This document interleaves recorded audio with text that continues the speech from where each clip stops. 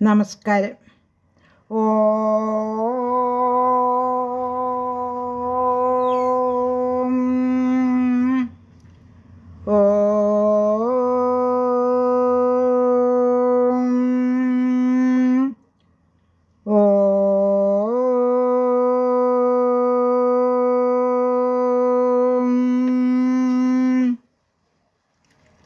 കുജനം രാമ രാമേതി മധുരം മധുരാക്ഷരം ആരുഹ്യ കവിതാശാഖാം വന്ദേ വാൽമീകി കോകിലം.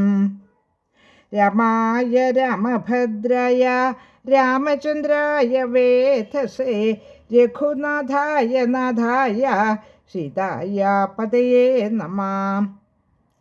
മനോജവം മാരുതതുല്യവേഗം ജിതേന്ദ്രിയം ബുദ്ധിമതാം വരിഷ്ഠം പാദാത്മജം വാനരയൂഥമുഖ്യം ശ്രീരാമദൂതം ശരണം പ്രപദ്യേ.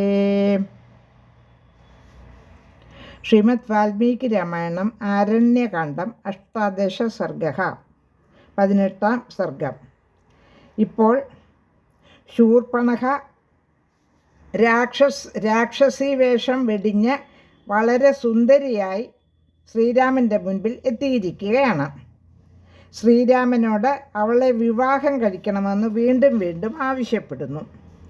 അപ്പോൾ എനിക്ക് സുന്ദരിയായ സീത ഭാര്യയായുണ്ട്, സപത്നി ദുഃഖം നിനക്ക് താങ്ങാനാവുകയില്ല, അതുകൊണ്ട് സുന്ദരനും ഏറ്റവും യോഗ്യനുമായ എൻ്റെ അനുജനോട് അവൻ നിന്നെ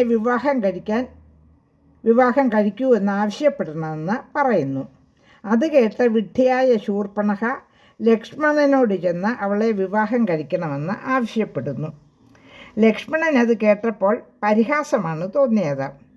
നീ എന്നെ വിവാഹം കഴിച്ചാൽ എങ്ങനെയാണ് സുഖമായി ജീവിക്കുന്നത് എന്ന് ചോദിക്കുന്നു. ഞാൻ ജ്യേഷ്ഠൻ്റെ ആജ്ഞ അനുസരിച്ച് ജീവിക്കുന്നവനും അദ്ദേഹത്തിൻ്റെ ദാസനുമാണ്. അതുകൊണ്ട് നിനക്കൊരിക്കലും സുഖമായി എൻ്റെ കൂടെ വസിക്കാൻ സാധിക്കുകയില്ല എന്ന് ലക്ഷ്മണൻ അവളോട് പറയുന്നു. അടുത്ത ശ്ലോകങ്ങളിൽ എന്താണ് പ്രതിപാദിക്കുന്നത് നോക്കാം. ശ്ലോകം 10. സമൂർത്ഥാർത്ഥസ്യ സിദ്ധാർത്ഥ മുദിതാമലവർണിനി ആര്യസ്യ ത്വം വിശാലാക്ഷി ഭാര്യാഭവ യവീയസി. വിശാലാക്ഷി, കാമരൂപിണിയായ ഭവതി സൗഭാഗ്യയുക്തനായ ആര്യൻ്റെ ഇളയ ഭാര്യയായി സന്തോഷത്തോടെ വർത്തിക്കുക. ശ്ലോകം 11. ഏതാം വിരൂപാമസതിം കരാളാം നിർണതോദരിം ഭാര്യാം വൃദ്ധാം പരിത്യജ്യ ത്വാമേവൈഷ ഭജിഷ്യതി. ഈ വിലക്ഷണയും ദുഷ്ടയും വിരൂപയും കുഴിഞ്ഞ വയറുള്ളവളും വൃദ്ധയുമായ ഭാര്യയെ പരിത്യജിച്ച് നിന്നെ തന്നെ അദ്ദേഹം കൈക്കൊള്ളും. ശ്ലോകം 12.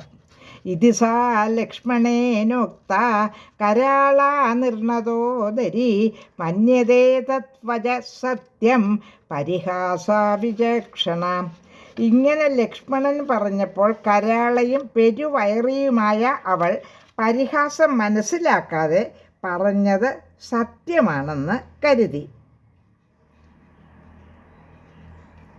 ശ്ലോകം 14. സാ രാമം പർണശാലായാം ഉപവിഷ്ടം പരം തപം സീതയാ സഹ ദുർധർഷം അബ്രവീത് കാമമോഹിത.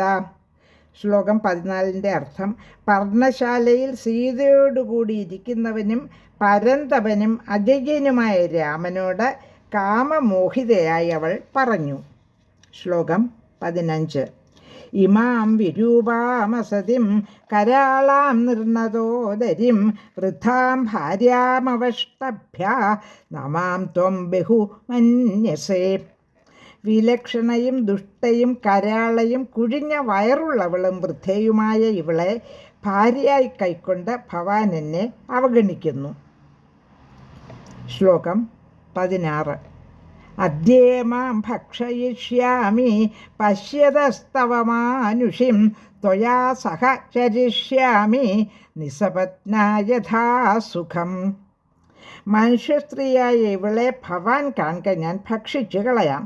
പിന്നെ സപത്നിയില്ലാതെ ഭവാനോടുകൂടി സുഖമായി വിഹരിക്കാം. ശ്ലോകം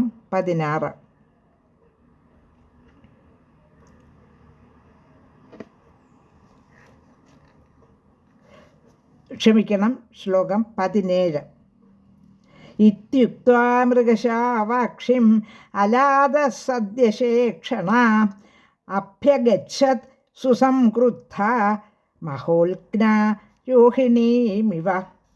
ഇങ്ങനെ പറഞ്ഞ് കനൽ കണ്ണിയായ അവൾ ഇളമാൻ പേടക്കണ്ണുള്ള സീതയുടെ നേർക്ക് ക്രുദ്ധയായി ഓടിച്ചെന്ന് വലിയ ഉൽക്ക, അതായത് കൊള്ളിമീൻ, രോഹിണി നക്ഷത്രത്തിൻ്റെ നേർക്കെന്ന പോലെ പ്രയോഗിച്ചു. ഇവിടെയും സ്വന്തം രൂപം കൈക്കൊണ്ടിട്ട് എന്ന് പറഞ്ഞിട്ടില്ലാത്തതിനാൽ ശൂർപ്പണഖ മാനുഷസുന്ദരിയുടെ രൂപത്തിലാണ് സമീപിച്ചതെന്ന് വ്യാഖ്യാനത്തിന് പ്രസക്തിയില്ല. ലോകാ സമസ്ത സുഖിനോ ഭവന്തു.